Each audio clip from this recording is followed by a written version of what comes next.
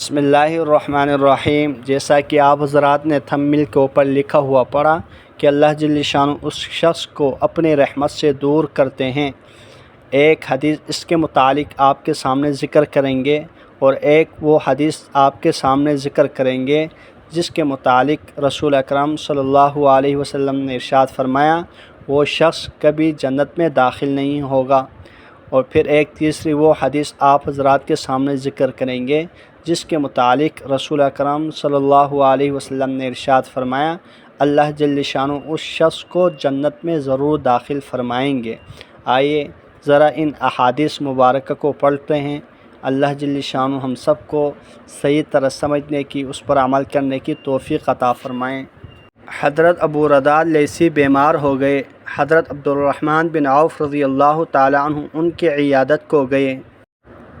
अबू रदात ने कहा मेरे इल्म के मुताबिक अबू मोहम्मद अब्दुर्रहमान बिन औफ़ लोगों में सबसे अच्छे और सिले रहमी करने वाले हैं।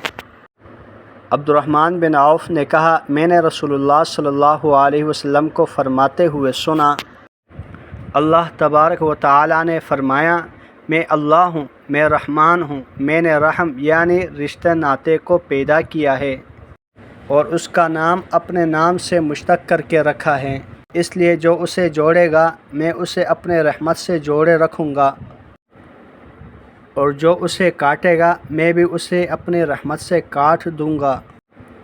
रसूलुल्लाह सल्लल्लाहु अलैहि वसल्लम ने फ़रमाया तुम में से किसी के पास 3 लड़कियां यानी 3 बहनें हो और वो उनके साथ अच्छा सलूक करे तो जन्नत में ज़रूर दाखिल होगा।